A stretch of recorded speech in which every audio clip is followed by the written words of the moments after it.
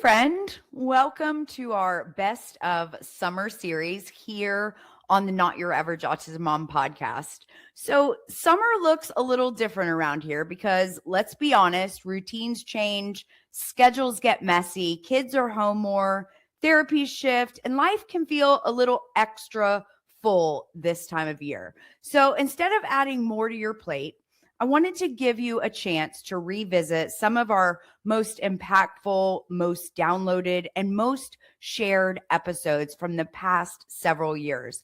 These are the conversations that really resonated with moms in our community, the ones that made you feel seen and understood, supported, and a little less alone on this parenting journey that none of us planned. So whether this is your first time hearing this episode, or maybe you're listening again from a completely different season of life and parenting perspective, I hope it gives you exactly what you need today.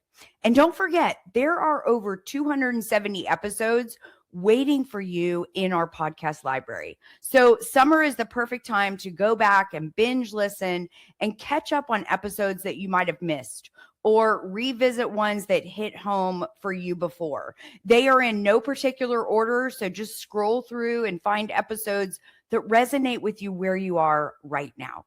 I'm so glad you're here. Now let's jump into this week's Best of Summer episode. Episode 241, Rules Matter, Consequences That Teach, Not Punish. Well, hey, friend. Welcome to another episode of the Not Your Average Autism Mom podcast. I am your host, Shannon, and I am so glad that you're here. I have been right where you are, navigating this autism parenting journey with my son, Jordan, for over 20 years. And this episode might be one of the harder ones. And if you're here listening, I just want you to know you are not alone. I know what it's like to cry behind a locked bathroom door, to second guess every decision, and to wonder if anyone really understands what you're carrying. This podcast is where we talk about all of it, the messy, the misunderstood, and the moments that break your heart wide open. And I promise, no matter how hard today is, you are doing better than you think. Today's episode is called Rules Matter, Consequences That Teach, Not Punish. Now, I will say that rules and consequences can stir up a lot of emotions for us as parents, especially raising autistic children. Maybe you were raised with harsh discipline. Maybe you fear being too soft. Maybe you've tried everything and you feel like nothing works. But think about it. Life runs on rules. Stop at the stop sign. Don't take what doesn't belong to you. Raise your hand before talking in class. Be at work on time. Rules exist everywhere, and they don't disappear just because our children are autistic.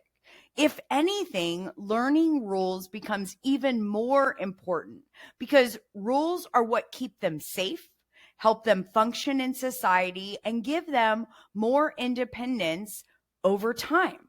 But here's where many parents get stuck. We don't enforce rules consistently because we tell ourselves they're autistic. I can't expect that of them. Or it's too hard, so I'll just let it go. I get it. I've been there. But mama, avoiding rules now doesn't make life easier. It makes it harder down the road for you and for them. So start young. When rules are done intentionally, they become less about punishment and more about teaching and guiding and shaping their behavior as they grow. Rules at home are the training ground for rules out in the world. When you teach your child that rules are real and clear and consistent, you're not being mean. You're being loving. You're preparing them for the day when a police officer, a teacher, or an employer expects them to follow a rule. Without practice at home, the world feels confusing and unpredictable and even scary. But with rules in place, your child learns that number one, expectations are clear. Number two, consequences are predictable. And number 3, safety comes from structure. That's why rules shouldn't be optional. They are essential life lessons. And I want to be clear, enforcing rules doesn't mean harsh punishment. Rules are not about fear. Rules are about teaching. Rules plus consequences help our children connect behavior with outcome. That's how the real world works. If you run a red light, you get a ticket. If you yell at your boss, you likely lose your job. The goal is not to scare them, it's to equip them. And here's where many of us struggle following through with consequences. When your child knows that you are consistent with the rules and the consequences, they can tolerate it, even if they don't like it. We set a rule, our child breaks it, and we think, well, they're autistic. Maybe I shouldn't push it. Or the meltdown isn't worth it, so we let it slide. But here's the problem. When rules have no consequences, they aren't really rules. They're just suggestions. And our kids are often too smart for that. They learn quickly that if they push hard enough, the rule disappears. Consequences don't have to be extreme. They just have to be consistent. You have to be willing to do what you said.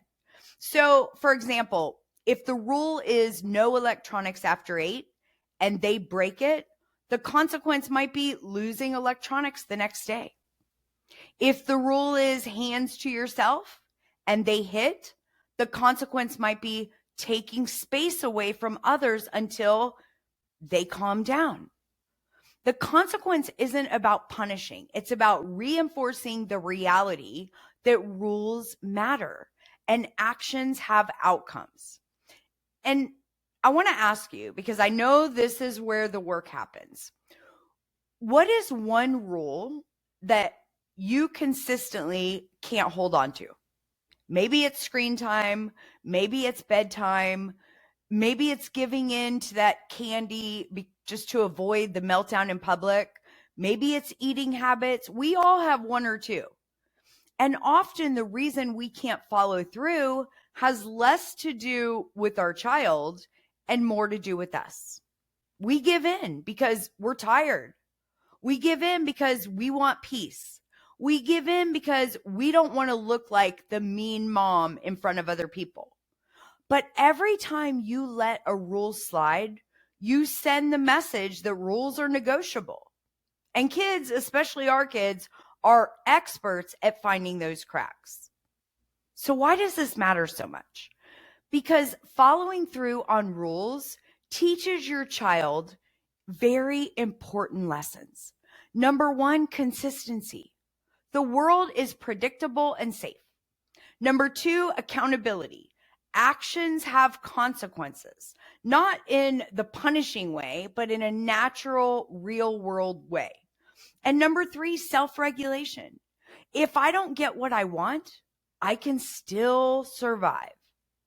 Without rules and consequences, kids learn the opposite, that if they push hard enough, that if they ask the same question over and over and over again, the rule will bend.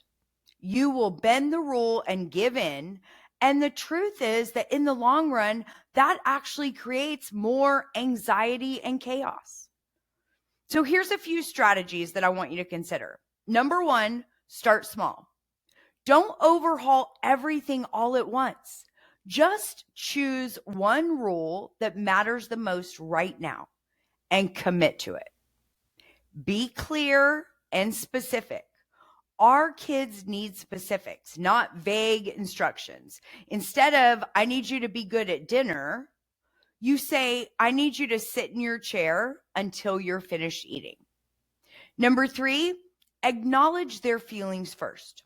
I know it's hard to turn off your iPad. You really love it. And it's time for bed now. Number 4, stay calm.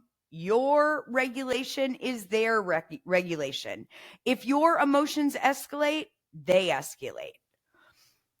Think about it. Rules that are held with calm consistency are far more effective than those that you shout in frustration. Number 5, separate behavior from identity. Discipline the behavior, not the child. And this is really important. Throwing your toy is not okay. That's different than you're being bad. Number 6, follow through every time. This is the hardest part. If the rule is no screen time after 8 p.m., then no screen time after 8 p.m., period.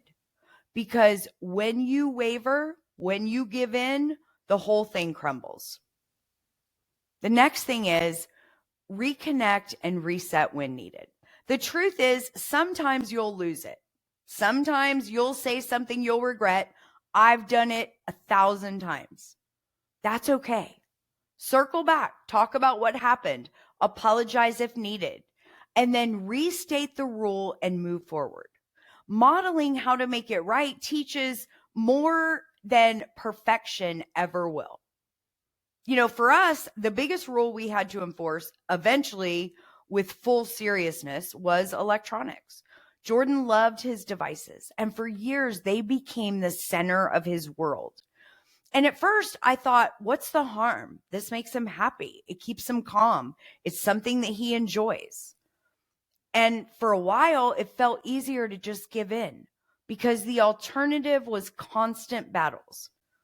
But here's what I learned the hard way. What feels easier in the moment often creates much bigger struggles later. By the time Jordan was 24, electronics were running his life and ours. His entire day was wrapped around when he could get his electronics, how long he would have them. If the internet went out or a battery died, his frustration and meltdowns were explosive. We weren't living with electronics. They were controlling everything in our lives. And it was one of the hardest seasons of our lives. Dave and I had to make a decision that many people didn't understand. We began the process of disconnecting Jordan from electronics completely. And I won't sugarcoat it. Those months were brutal. The transition was painful. There were long days and hard nights and a lot of I hate yous and so much second guessing. It felt like we had pulled away the one thing that mattered most to him. But here's the truth. Sometimes the rules you hold are the ones that create the greatest freedom on the other side. Little by little, as Jordan adjusted, we saw the rewards. He started engaging more with us and with the world around him. He became calmer. His meltdowns lessened. His anxiety dropped. He discovered new things that he liked outside of a screen. And it was in that season that I became so passionate about this topic because I lived through the storm and I saw the other side. That's why I want you to hear this today. Mama, rules aren't just about limiting screen time. They're about protecting your child's ability to live fully and connect meaningfully and discover who they are outside of a device.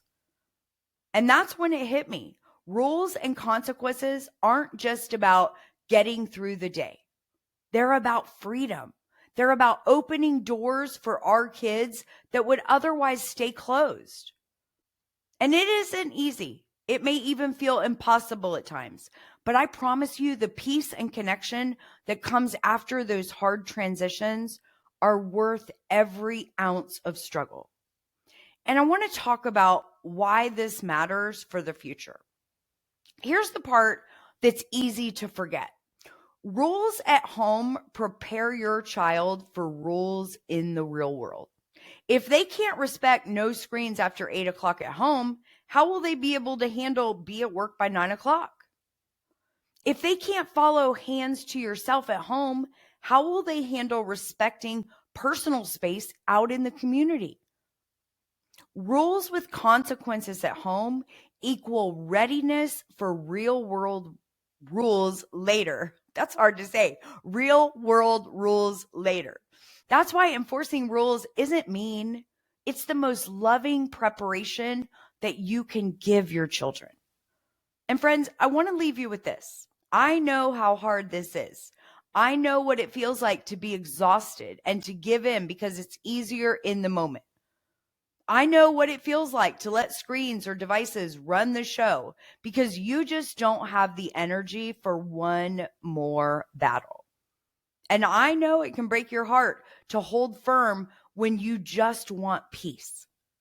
But remember, your child's growth and safety depend on your consistency. And I want you to hear me say this clearly. There is no judgment here, none. I cannot judge because I was that mom. I gave in way too much. And for years, I thought it was the path of least resistance.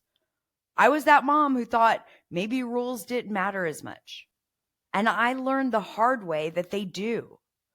But living through the hardest season of our lives with Jordan and then walking through the storms of starting to disconnect him at 24, that's why I share with you today. Not to make you feel guilty, not to tell you what you should be doing, but to encourage you from a place of love and experience. Because I've seen what happens when electronics have too much control. And I've seen the incredible rewards on the other side when rules are held firm.